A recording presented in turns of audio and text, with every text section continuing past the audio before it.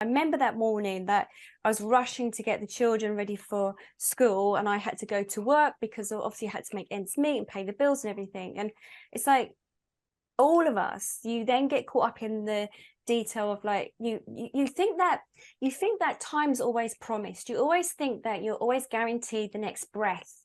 Yeah. And you just think you'll put things off, or you think you do things later. And if I'd known that was that day, when the day before, that I would never or wouldn't be able to put my son to bed or my daughter to bed for about 4 years because I couldn't walk, then I would have done things differently. So the night before the accident, he's got a bunk bed, my son, and my daughter had her bedroom, and I go up and I read them a story. And I think even the night before, I was upset about my job, and I don't think I was fully present in the moment when I was reading them those stories, which pains me even today, that experience, that emotion I still hold. And then the day that it happened, I was rushing them, getting them into the car, and I got them to school. So they're 5 and 7 years old. And I remember I did kiss them on the forehead, but I was in a rush. So I didn't fully embody that. I wasn't in that emotion. I was rushing. So, you know, my lips were just kissing their forehead. Bye-bye, gotta go, see you later. And that was it, and diving off. So I wasn't fully in that emotion. I wasn't that eye contact with them. I didn't hold them or anything. And that really pains me today. And I remember I was rushing. I got on the train and they were at school. And we always think, as I say, it's a given. And I worked on a project in London where it was for the elderly, befriending scheme. And my job, I built the project, the charity, and about getting volunteers for to go out to the elderly to read their newspapers for them or whatever. So I loved the work that I was doing back then. I coordinated it, and I would go out to visit elderly.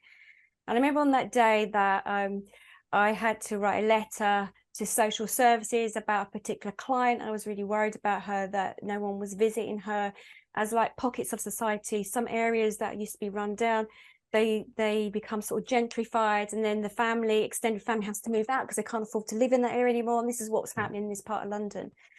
And I remember that day very clearly. I think it was around 2ish, and I thought, okay, I have to get this, not email, but it had a letter in an envelope. And I remember that I was thinking, okay, I got to leave now. I'm in a rush. I've got to post this letter, and I've got to pick the kids up. You know, like we do, we always rush ahead in our thoughts.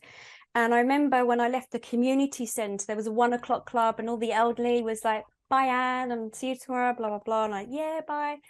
And I walked out the office, and I was walking down the road, and my head was like, okay, now 100 miles per hour. I was thinking, okay, do I just go get the train, or do I cross the road? Do I post the letter? Do I go get a newspaper to read on the train? What's the time? It was, my head was everywhere, and I wasn't being in the present moment.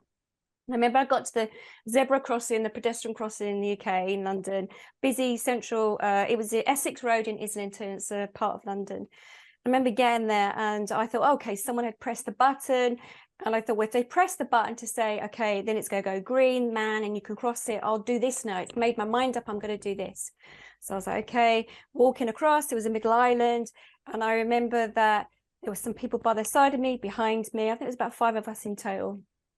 And then I hadn't been practicing meditation at that time. I hadn't really been connecting to my guides. I'd been hearing information, didn't even realize we had guides, but I just thought somebody was always there to look after me, like my nan who died when I was younger.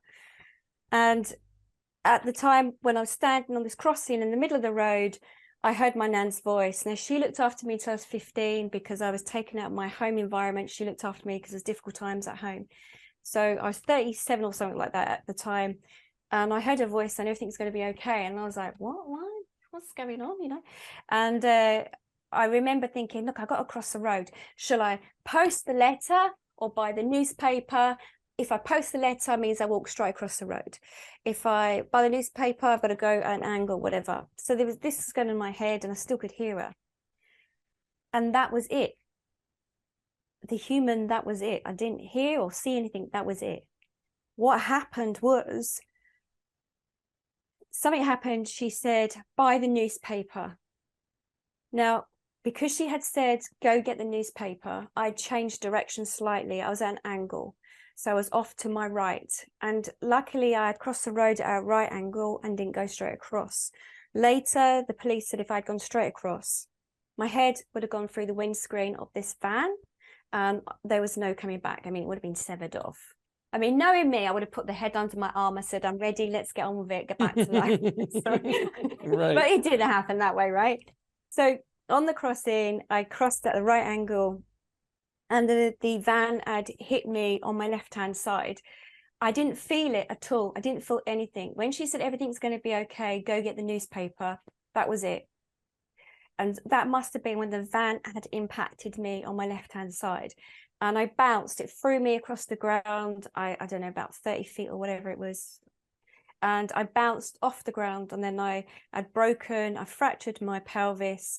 I had broken my knee. I'd torn the cartilage in my knee. I had 7 breaks in my foot. I'd ripped my ankle. The Achilles was damaged. I had operations on that.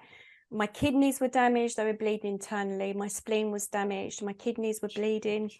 My ribs on both sides were fractured. But I didn't hit my head. That was good. But I was out. I was just out. And I didn't know that had happened to me. I didn't know what had happened.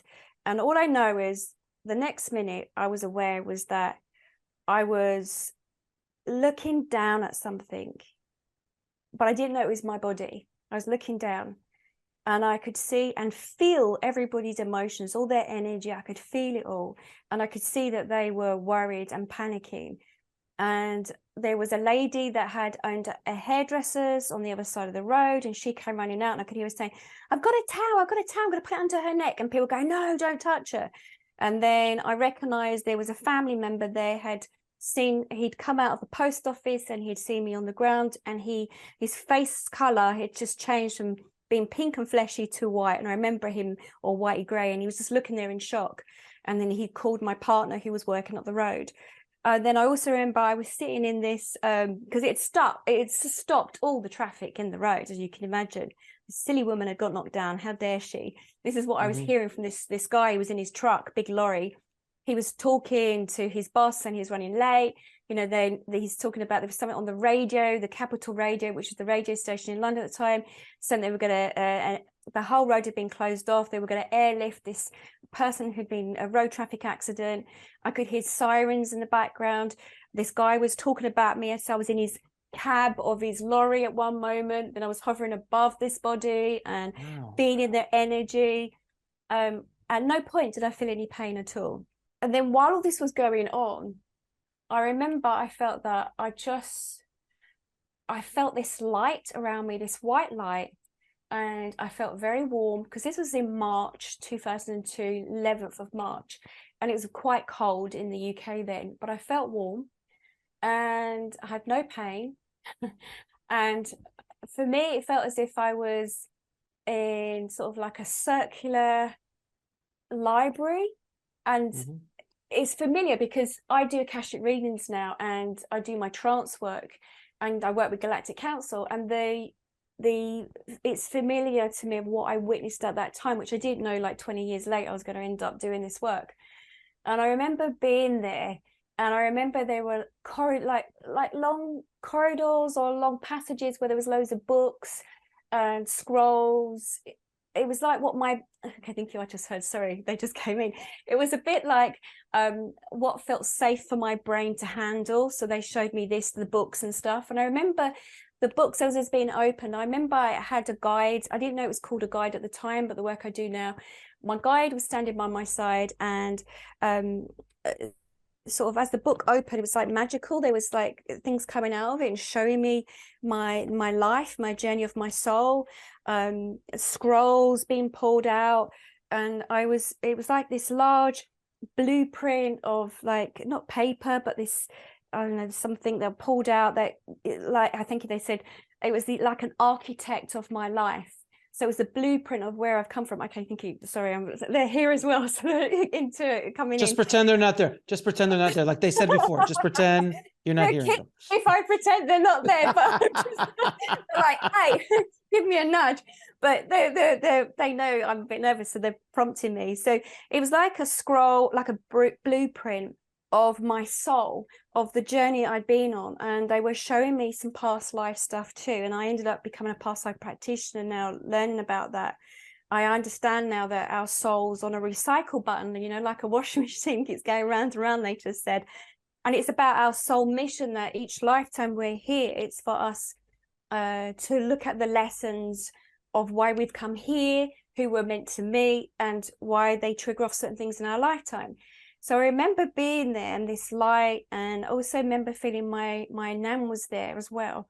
Now, I've not really mentioned this before, but I remember feeling that there were angels there as well, because I knew they were there protecting me, and archangels and stuff that are there. I obviously wasn't meant to die. I was meant to come in to protect me, that I was here for a great purpose, a great mission. And I remember feeling that everything I'd ever been through, or the work that I'd done, all the work that I'd done, that it was meant to help me to become the person that I'm becoming now, and the person I'm going to be in the future. And they said, not that there is such thing as past, present, and future. It's what the human likes to see as past, present, and future. Oh, they said, they like you, Alex. You understand this. It's all about the dimensions. Yes, they said. Okay.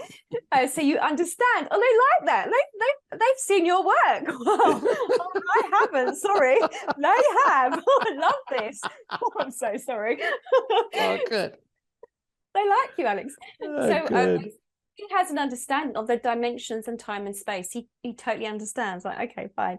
So yeah, so on that day I was shown all this information, and I could feel into everything, feel into all the energy. It became very powerful and very strong. But I remember looking down, and I didn't even realize it was me, Alex. I didn't know that I died. I didn't know what I was experiencing was what I was experiencing. I had no idea at all. And I just remember looking down at this, what was going on, and it was almost like that film Scrooge, where he looks and Scrooge is taken to different parts of his lifetime. About, it's a Victorian Dickens, it's a Dickens. But is this more life review? It's not a life review. No, well, where I was in the Akashic records, it was like a life review, as where I've been from, what has happened to me through my life. We'd had domestic violence in our life, and there was abuse as well. And I'd zoned out certain times when I'd had the abuse, and I didn't realize actually they were always there, but I didn't realize and this is what I want to help people with, that if you know that you have guides, if you know that, you know, there is something there to help you, it would be easier for individuals to go through what you go through in life.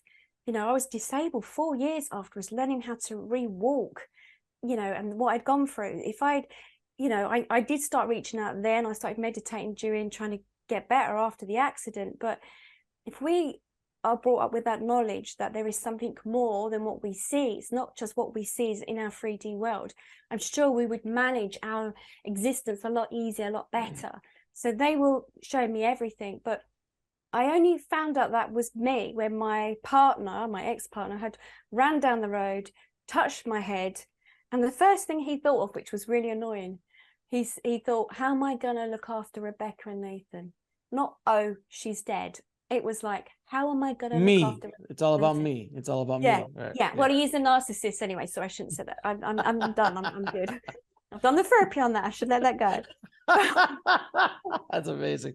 It taught me well. That's my human life experience. And yeah, it was then him stroking my head and hearing that, I was like, wow. And then literally I heard the ambulances come in, and they had cut my clothes, and they had paddled my chest with electric. You're seeing all this. You're seeing all this. Yeah. I didn't feel it at first. I was seeing all this happening. I saw the paramedic, the bike arrive. I could see that from where I was being shown that. I was being shown the ambulance, but I didn't feel anything at all. It was only when they paddled my chest, the electric, my heart sort of jumped back, that then I felt so much pain. Now, the process of me not feeling that in my body, I was still shown and told so much information, so much. I was happy to be where I was. I felt I belonged. I didn't feel abnormal or crazy like I did in the 3D world.